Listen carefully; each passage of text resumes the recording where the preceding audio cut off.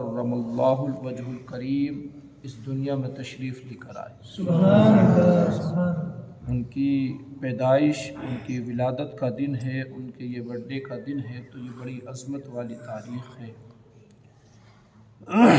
کل اس تاریخ کو مناتے مگر گاؤں کے بستی کے اندر ایک پروگرام تھا میلاد شریف کا، تو میں نے کہی کہ ہمیں اپنے آقاؤں کا ذکر کرنا ہے تو کسی تاریخ میں بھی کر سکتے ہیں، تو اس لیے کل یہ تاریخ نہیں منائی، مگر آج نسبت وہی ہے۔ تو آج مختصر سا فضائل سیدنا علی شیر خدا رضی اللہ تبارک و تعالیٰ عنہ آپ حضرات تک پہنچانے کی کوشش کروں گا۔ اللہ تبارک و تعالیٰ اپنے حبیب کے صدقے میں ہم سب کو سیدنا علی شیر خدا کے غلاموں میں اور ان کے محبین میں شامل فرما لے۔ آمین۔ سرکار سیدی اعلی حضرت عظیم البرکت علی رحمت دوان ارشاد فرماتے ہیں، شیر شمشیر زن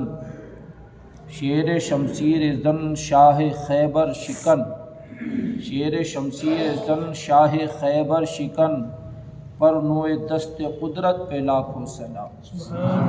اور دوسری جگہ سرکار سیدی اعلی حضرت عظیم البرکت یوں فرماتے ہیں، صدق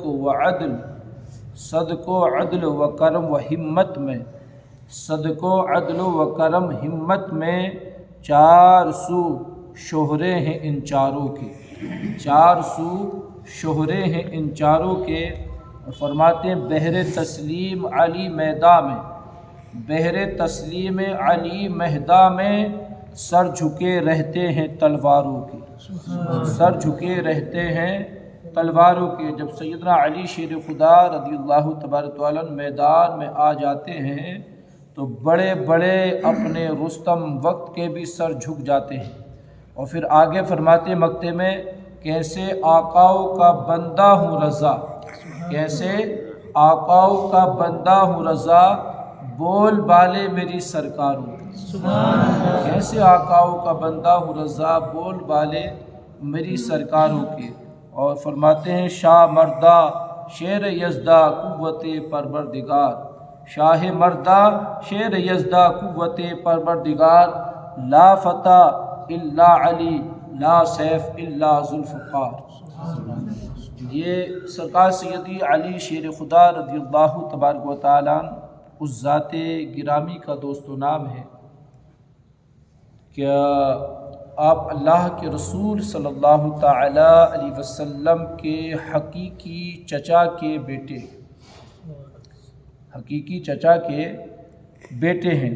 سیدنا علی شیر خدا رضی اللہ تبارک و تعالیٰ کی جو ولادت ہے وہ آقا علیہ الصلوۃ والسلام کے اعلان نبوت سے 8 یا 7 سال پہلے، یا بعض روایت میں آتا 10 سال پہلے آپ کی ولادت ہوئی۔ آقا علیہ الصلوۃ والسلام نے جب اعلان نبوت فرمایا تو اچھا، جب اعلان نبوت آقا علیہ الصلوۃ والسلام نے کیا تو ان کی جو ولادت کا جو واقعہ ہے وہ تاریخ میں اس طرح لکھا ہے کہ آپ کی والدہ محترمہ حضرت فاطمہ بنت اسد رضی اللہ تبارک و تعالیٰ عنہ، یہ سب سے پہلی ہاشمی خاتون ہے جو اللہ کے رسول صلی اللہ علیہ وسلم پر ایمان لے کر آئی، اور اللہ کے رسول صلی اللہ علیہ وسلم پر ایمان بھی لے کر آئیں، اور انہوں نے مکے سے مدینے کی طرف ہجرت بھی کی۔ حضرت علی شیر خدا رضی اللہ تبارک و تعالیٰ کی والدہ نے، اللہ کے حبیب صلی اللہ علیہ وسلم ارشاد فرماتے ہیں کہ علی کی والدہ نے میری امی کے انتقال کے بعد مجھے ایک رتی بھی یہ احساس نہیں ہونے دیا کہ میری ماں کا انتقال ہو چکا ہے۔ اس طرح سے میری پرورش کی، اور اس طرح سے انہوں نے میرا خیال رکھا کہ وہ اپنی اولاد سے زیادہ میرا خیال رکھتی تھی، اپنی اولاد سے زیادہ۔ حضرت فاطمہ فرماتے، اللہ کے رسول فرماتے کہ فاطمہ اپنی اولاد سے، علی کی جو ماں ہے اپنی اولاد سے زیادہ وہ مجھ محمد صلی اللہ علیہ وسلم کا خیال رکھتی اور اپنی اولاد پر مجھ کو فوقیت دیتی۔ مگر دیکھیے اللہ کے رسول صلی اللہ علیہ وسلم کے ساتھ میں بچپن میں جو علی شیر خدا کی والدہ محترمہ نے احسان کیا، اس کا بدلہ اللہ کے رسول صلی اللہ علیہ وسلم نے پتہ کیسے چکایا؟ جب مدینہ طیبہ کے اندر حضرت علی شیر خدا رضی اللہ تبارک و تعالیٰ کی والدہ کا انتقال ہوتا ہے تو آقا علیہ الصلوۃ والسلام کو پتہ چلا کہ حضرت فاطمہ بنت اسد کا علی شیر خدا کی والدہ کا انتقال ہو گیا، تو اللہ کے حبیب صلی اللہ علیہ وسلم نے اپنا پہرن یعنی جو کرتا مبارک آقا جھبا پہنتے تھے وہ ان کے کفن کے لیے اتار کے دیا۔ سبحان اللہ، سبحان وہ جھبا مبارک اپنا عطا کیا کہ اس جھبے کے اندر فاطمہ علی شیر خدا کی ماں کو اس کے اندر کفن دینا ہے، اس کا کفن دینا۔ اور جب قبر تیار کی گئی تو اللہ کے رسول صلی اللہ علیہ وسلم نے ارشاد فرمایا جب قبر تیار ہو جائے تو مجھ کو خبر دینا۔ اللہ کے رسول صلی اللہ علیہ وسلم کو خبر دی گئی، آقا علیہ الصلوۃ والسلام نے خود حضرت فاطمہ حضرت علی شیر خدا کی والدہ محترمہ کو اپنے کاندھے پہ اٹھایا، کاندھا لگایا۔ اب اندازہ لگائیے کہ جس کے جنازے میں کاندھا اللہ کے حبیب دے دے اس کے جنتی ہونے کا کوئی شک رہ سکتا ہے؟ اس کا جنتی ہونے کا کوئی شک ہی نہیں رہ سکتا۔ اللہ کے رسول صلی اللہ علیہ وسلم خود فرماتے ہیں ہم تم جنازوں سے بڑے دور ہوتے ہیں۔ مسلمان آج کے دور میں پورے ہندوستان کا رواج یہ ہے کہ جنازہ اگر کوئی انتقال ہو جاتا تو جاتے تو بہت سارے لوگ ہیں، مگر جب نماز جنازہ کی بات آتی ہے نا تو چند ہی لوگ پڑھتے ہوئے دکھائی دیتے ہیں، چند ہی لوگ پڑھتے ہوئے دکھائی دیتے ہیں۔ سب سے ایک اہم وجہ تو یہ ہے کیا ہمارا مسلمان آج کا جو نوجوان مسلمان ہے اور جو خاص کر جنس کی پینٹ پہنتا ہے وہ پاک رہتا ہی نہیں۔ سب سے مین وجہ یہ ہے، جو جنازے کی نماز نہیں پڑھنے کی ایک مین وجہ یہ بھی ہے، یاد نہ ہونا وہ ایک دوسری وجہ ہے، مگر مین وجہ یہ ہے کہ وہ گھر سے نکلا نہا دھو کے صبح میں دکان پہ پہنچا، آفس پہنچا یا کہیں اپنے کام میں پہنچا۔ تو آج کے مسلمان کو اللہ اتنی توفیق اس سے چھین رکھی ہے، اللہ تو توفیق دیتا مگر ہم خود شیطانی حرکات میں اتنے ملوث ہو چکے، شیطان ہمارے اوپر اتنا اور نفس اتنا غالب آ چکا ہے کہ جہاں دل ہوتا کھڑا کر کے وہاں پیشاب کر دیتے ہیں۔ اب وہ جو پینٹ ہم نے 2000 5000 کی پینٹ پہنی ہے اس کو بھی ناپاک کر دیا، ہم نے اس کو بھی ناپاک کر دیا۔ تو اب جب پاک ہی نہیں ہے تو پھر وہ جنازے کی نماز کیسے پڑھے گا؟ جب وہ پاک ہی نہیں تو جنازے کی نماز نہیں کیسے پڑھے گا؟ تو میرے دوستو استنجا کیا کرو، استنجے کے اندر بہت برکتیں ہیں اور استنجے کی بدولت اللہ بہت ساری بیماریوں کو بچاتا ہے مسلمانوں۔ آج تو سائنس بھی اس بات کی کہہ رہی ہے کہ اگر پیشاب کرنے کے بعد آدمی پانی سے دھو لے تو اس سے بہت ساری بیماریوں سے وہ محفوظ رہ سکتا۔ آج تو سائنس بھی اس چیز کا مطلب یہ کہ زور دے رہی ہے، تو یہ چیز تو اللہ کے حبیب صلی اللہ علیہ وسلم نے ہمیں پہلے سے بتا دی۔ اگر پانی نہیں ہے تو اسلام اتنا آسان مذہب ہے، اسلام نے کہا اگر پانی نہیں ملا تو ڈیلے سے آپ کر لو، اگر ڈیلا نہیں مل جائے تو مطلب یہ کہ کوئی پتھر دیکھ لو جس سے بھی آپ پیشاب کے قطرات خشک کر سکتے، اس چیز سے آپ خشک کر دیجیے۔ تو یہ اسلام ہے، اتنا آسان ہے، تو ہمارے مسلمان اس چیز سے سب سے دور۔ اور دوسرے اگر ان کے یاد نہیں ہے تو یہ مسئلہ میں نے پہلے بھی بتایا تھا اور آج بھی میں بتا رہا ہوں، پھر جنازے کی نماز جو ہم پڑھتے ہیں، جنازے کی نماز میں پہلے ہے سبحانہ۔ اگر آپ کے اس کے اندر صرف ایک کلمہ پڑھا ہوا ہے، جنازے کی نماز میں ایک کلمہ پڑھا ہوا، باقی وہی ثنا پڑھی جاتی ہے جو نماز کے اندر ثنا ہے، وہی ثنا۔ اور اگر کسی کا اگر وہ یاد نہیں جو نماز والی بھی اگر ثنا پڑھے گا تب بھی اس کے جنازے کی نماز ہو جائے گی۔ اور دوسرے مطلب یہ ہے کہ جب دوسری تکبیر بولی جاتی ہے تو دوسری تکبیر میں درود ابراہیم پڑھنے کا حکم ہے، اور وہی درود پڑھی جاتی ہے جو ہم نماز کے اندر پڑھتے ہیں، کوئی نئی درود نہیں ہے، وہی درود شریف پڑھی جاتی ہے جو نماز کے اندر پڑھتے ہیں۔ اب تیسری تکبیر کے بعد جو پڑھا جاتا ہے وہ دعا ہے، اللہم اغفر لحیتنا و میتنا و شاہدنا، یہ دعا۔ اگر یہ کسی کے یاد نہیں ہے، یہ مسئلہ یہ ریکارڈ بھی ہو رہی ہے بات، اگر یہ یاد نہیں ہے، یہ کسی کا یہ دعا کسی کے یاد نہیں ہے تو تفسیر روح البیان کے اندر بھی آخر مطلب سورہ فاتحہ کے آخر میں تفسیر روح البیان کے اندر بھی اور تفسیر نعیمہ کے اندر بھی علامہ مفتی احمد یار خان نعیمی رحمۃ اللہ علیہ نے فرمایا ہے کہ کسی کو اگر جنازے کی دعا یاد نہیں ہے تو یعنی دعا کی نیت سے وہ سورہ فاتحہ شریف پڑھ لے، اللہ جنازے کی نماز کا ثواب عطا فرما دے گا، اللہ جنازے کی نماز کا ثواب عطا فرما دے۔ اچھا، جنازے کی نماز پڑھنے کا فائدہ کیا ہے؟ اللہ کے رسول صلی اللہ علیہ وسلم ارشاد فرماتے ہیں اگر تمہارا کوئی بھائی انتقال کر جائے تو اس کے جنازے میں شریک ہوا کرو، اس کے نماز جنازہ پڑھا کرو۔ دو فائدے ہیں، ایک فائدہ تو یہ ہے اگر جنازہ جس کا ہم پڑھ رہے ہیں اگر وہ میت بخشا ہوئی ہے، کسی کو معلوم نہیں ہے کہ کون بخشا ہوا، یہ تو اللہ بہتر جانتا ہے، بھئی نہ میں جانتا ہوں نہ آپ جانتے. اب کون جنتی ہے کون جہنمی ہے فیصلہ تو اللہ کے ہاتھ میں. یہ تو اللہ بہتر جانتا ہے. ہم تم یہاں پر بیٹھے ہوئے ہیں, اب اس کے اندر کون جنتی ہے کون جہنمی ہے کوئی گارنٹی سے تو نہیں کہہ سکتا نا. یہ تو اللہ کے ہاتھ میں. اللہ جانتا ہے کہ کون جہنمی ہے کون جنتی ہے.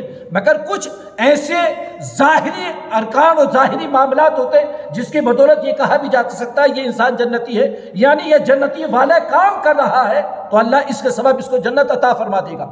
تو اللہ کے اصول فرماتے ہیں کہ جنازے میں شریک ہوا کرو اور جنازہ پڑھا کرو.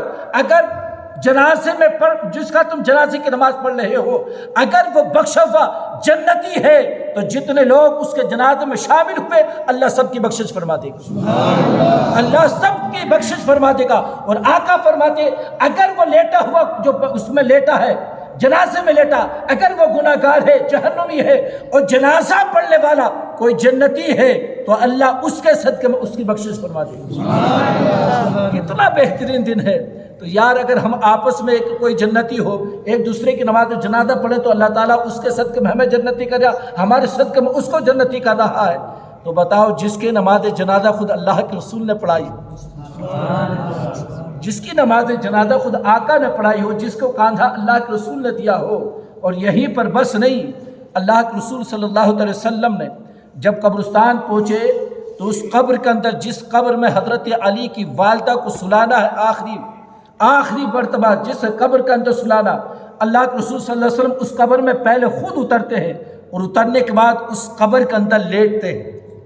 سبحان اللہ. خود آقا اس قبر میں لیٹتے ہیں اور لیٹنے کے بعد پھر حضرت علی کی ماں کو اس قبر کے اندر اتارتے.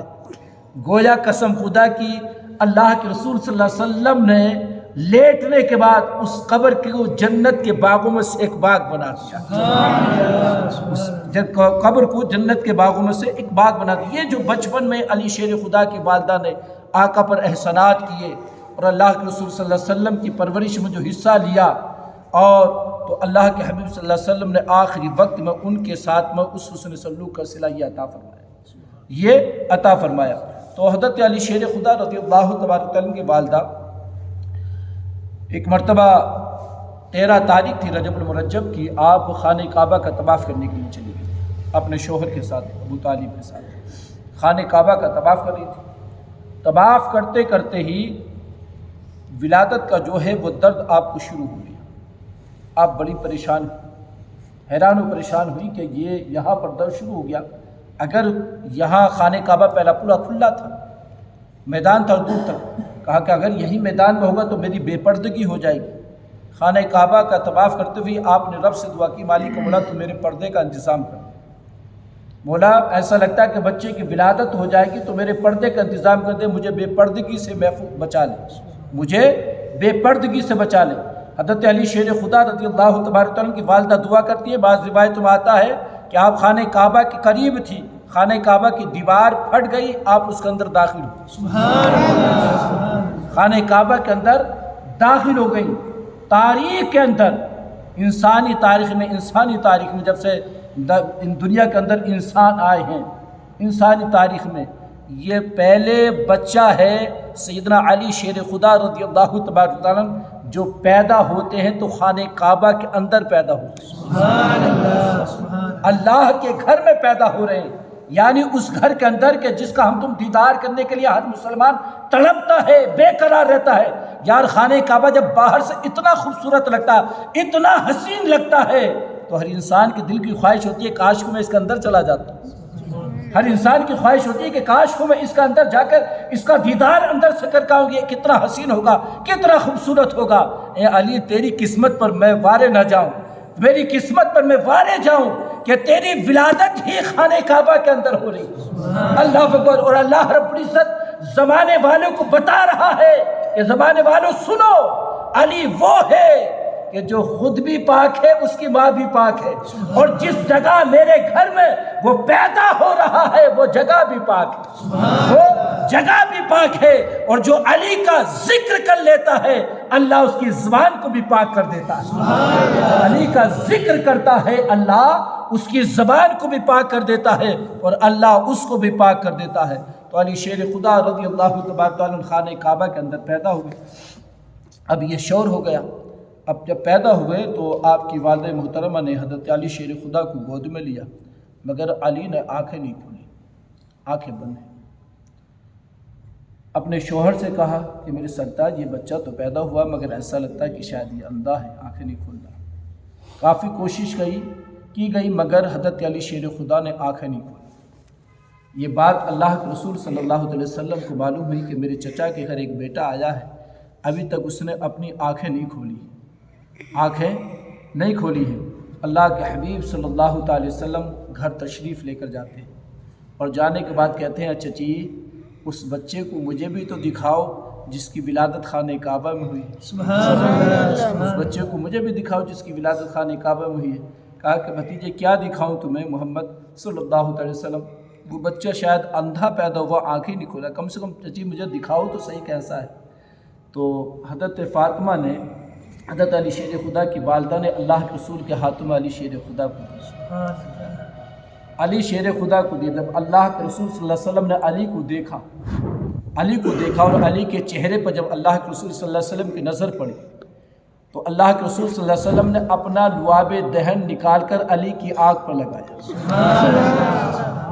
علی کی آنکھ پر لگایا، اور جیسی اللہ کے رسول صلی اللہ علیہ وسلم کو لعاب دہن آنکھ پر لگا تو حضرت علی نے آنکھیں کھول کر اللہ کے رسول کا دیدار کیا۔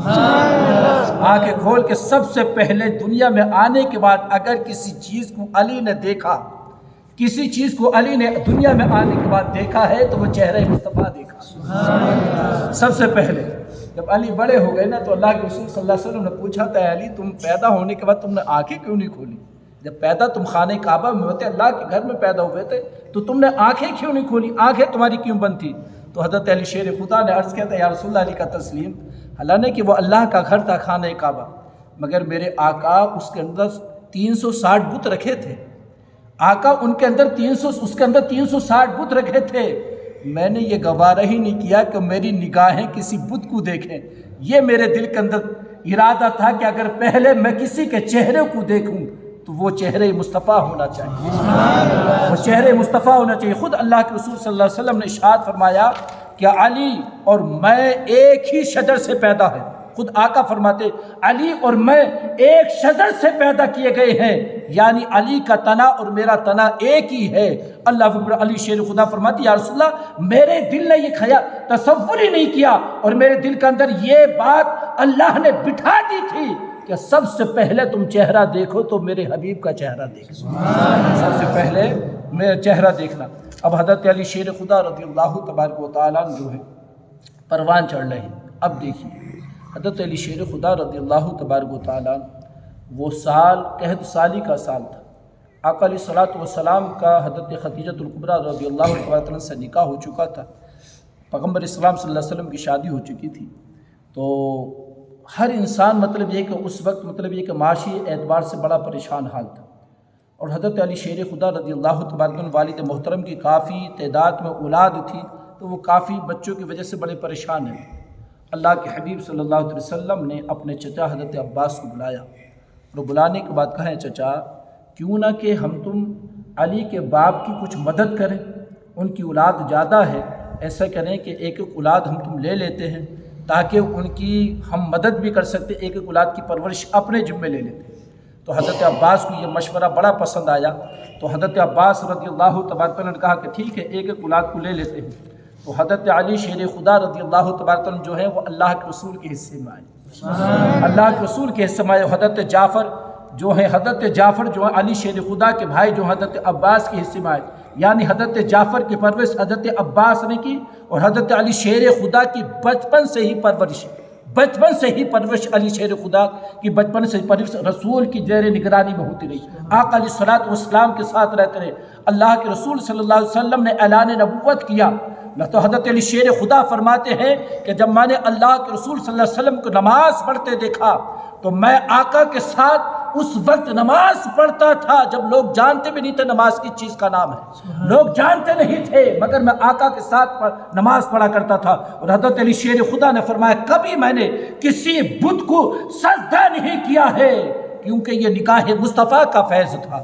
اللہ رب العزت نے ہر انسان بت کو سجدہ کرنے میں اس وقت فخر محسوس کرتے تھے، مگر اللہ رب العزت نے حضرت علی شیر خدا کو شرک سے محفوظ رکھا۔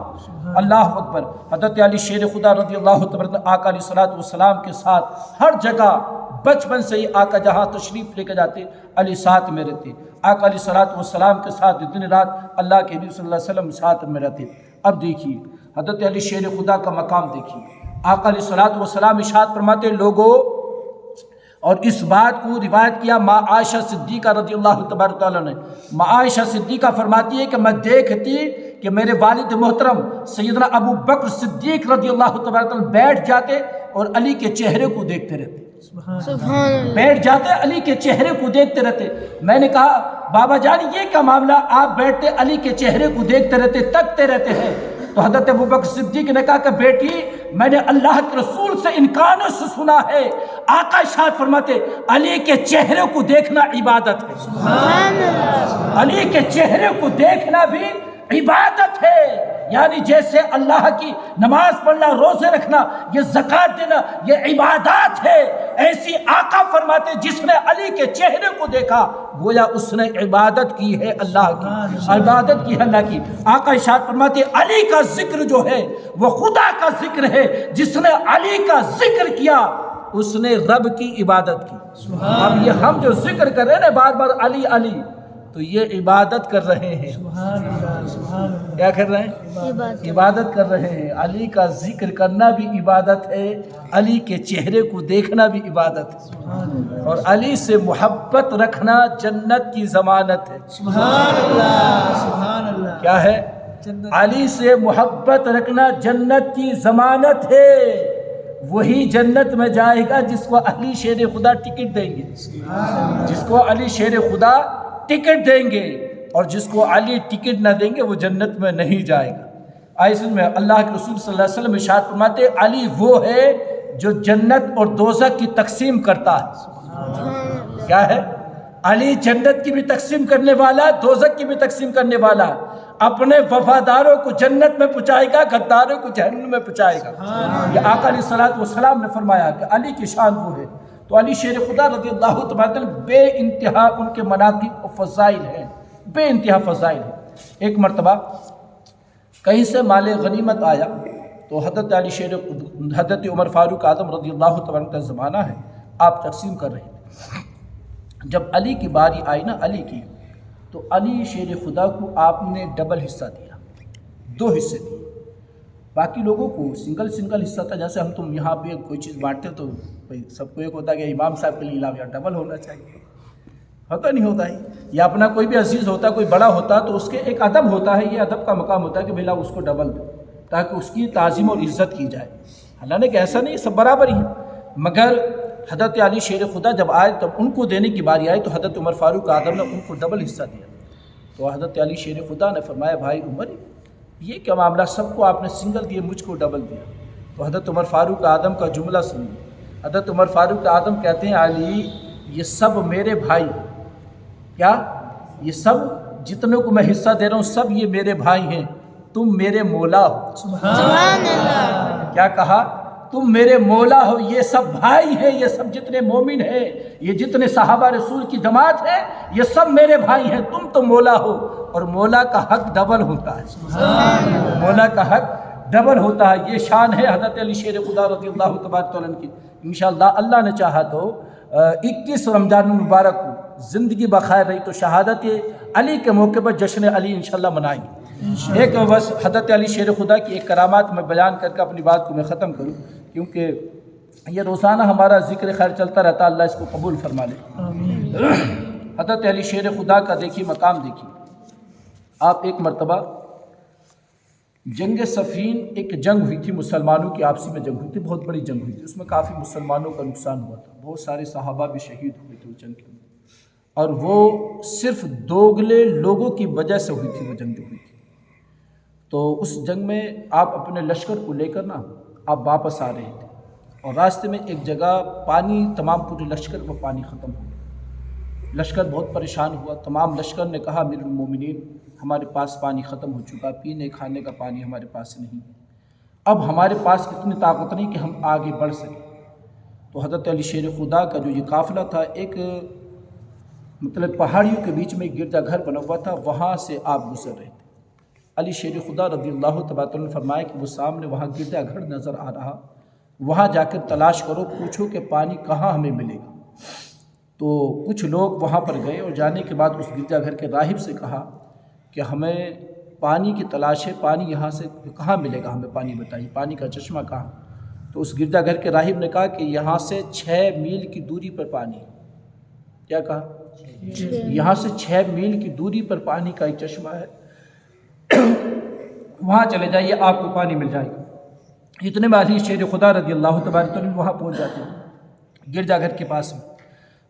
حضرت علی شیر خدا رضی اللہ تبارک عنہ باہر نکلے یہ بات سننے کے بعد، اور باہر نکلنے کے بعد آپ تھوڑے سے آگے کو بڑھے، ایک چھوٹا سا ٹیلا تھا پہاڑی کا۔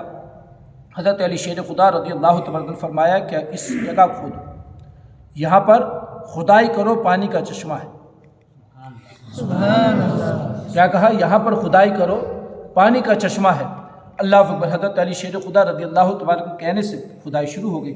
لوگوں نے جب کھدائی شروع کی تو تھوڑی سی کھدائی کی تھی کہ ایک بہت بڑا پتھر سامنے آ گیا، ایک بہت بڑا پتھر سامنے آ گیا۔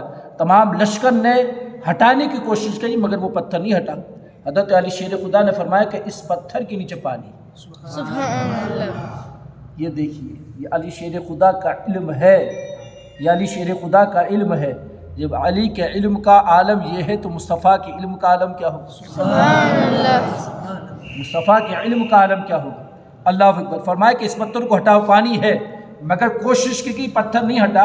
حضرت علی شیر خدا رضی اللہ عنہ اپنی آستینوں کو اوپر کیا، اور آستینوں کو اوپر کرنے کے بعد اپنے دونوں ہاتھوں کو انگلیاں پتھر کے نیچے ڈالی، اور نیچے ڈالنے کے بعد نعرے تکبیر بلند کرتے ہوئے پتھر کو اٹھا کر الگ رکھ دیا۔ سبحان اللہ۔ پتھر کو اٹھا کر الگ رکھ دیا۔ اب یہ جتنے اس میں اس کے اندر جتنے فوج کے اندر تھے وہاں پر اس وقت لشکر کے اندر جتنے موجود تھے، سپاہی موجود تھے اور جتنے بھی لوگ تھے، انہوں نے کہا کہ جب وہ پتھر ہٹا تو ہم نے دیکھا شفاف پانی کا چشمہ ہے، اور اتنا ٹھنڈا اور میٹھا پانی تھا کہ ہم نے اپنی پوری زندگی میں ایسا پانی نہیں پیا، اپنی پوری زندگی میں ایسا پانی نہیں پیا۔ ہم نے اپنے برتن بھی بھر لیا، اپنی ضروریات پوری کر لی۔ جب پوری کر لی تو حضرت علی شیر خدا نے فرمایا کہ اس پتھر کو اسی جگہ پر بند کر دیا جائے۔ تو وہ جو راہب تھا وہ دوڑتا ہوا آیا، جو راہب تھا جو گرجا گھر میں رہتا تھا وہ دوڑتا ہوا آیا، اور آنے کے بعد کہنے لگا کہ آپ کوئی پیغمبر ہے؟ آپ نے فرمایا نہیں، پیغمبر تو نہیں ہوں میں۔ کہا کہ پھر آپ کوئی فرشتہ ہے؟ کہا نہیں، میں فرشتہ بھی نہیں ہوں۔ تو پھر وہ راہب کہنے لگا پھر آپ کون ہیں؟ تو فرمایا نہ میں پیغمبر ہوں نہ فرشتہ ہوں، مگر میں محمد رسول اللہ صلی اللہ تعالی وسلم کا داماد ہوں۔ سبحان اللہ۔ محمد رسول اللہ صلی اللہ علیہ وسلم کا داماد ہوں، یعنی نبی کا داماد ہوں۔ تو اس راہب نے کہا آپ اپنا ہاتھ آگے بڑھائیے، اپنا ہاتھ آگے بڑھائیے۔ فرمایا کیوں؟ کہ آپ اپنا ہاتھ آگے بڑھائیے۔ حضرت علی شیر خدا نے ہاتھ آگے بڑھایا، کہا کہ کلمہ پڑھا کر اب مسلمان کر لیجیے، کلمہ پڑھا کر مسلمان کر لیجئے۔ میں نے اپنی آسمانی کتابوں میں پڑھا ہے، اور سیدنا موسیٰ علیہ السلام پر اللہ نے وحی نازل فرمائی تھی کہ اس پتھر کو وہی ہٹائے گا، یا تو نبی ہوگا یا پھر نبی کا داماد ہوگا، یا پھر نبی ہوگا یا نبی کا داماد ہوگا۔ تو مجھ کو یقین ہو گیا کہ آپ اللہ کے رسول صلی اللہ علیہ وسلم کے داماد ہے۔ اس پتھر کو ہٹانے کی گواہی جو ہے ہماری کتابوں میں آ چکی ہے، اور اللہ نے فرما دیا ہے۔ جب حضرت علی شیر خدا نے یہ بات سنی نا تو زارو قطار آپ رونے لگے، اتنا روئے کہ آپ کی ریش مبارک تر ہو گئی۔ فرمایا مولا تیرا شکر ہے کہ تیری مقدس کتابوں میں بھی میرا ذکر ہے، تیری مقدس کتابوں کے اندر بھی میرا ذکر ہے۔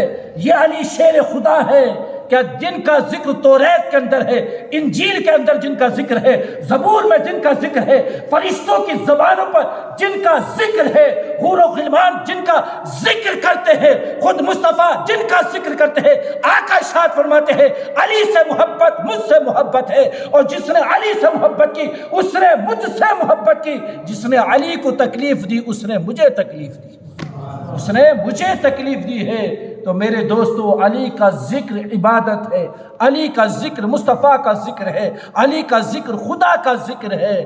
اپنے بچوں سے، اپنے بچوں کے دلوں میں علی شیر خدا کی محبت ڈالو، اور محبت یہ ہے کہ علی شیر خدا کے قصے اپنے بچوں کو سنایا کرو، علی شیر خدا کا ذکر اپنے بچوں کو بٹھال کے سنایا کرو تاکہ ان کے دلوں کے اندر علی شیر خدا کی محبت پیدا ہو جائے۔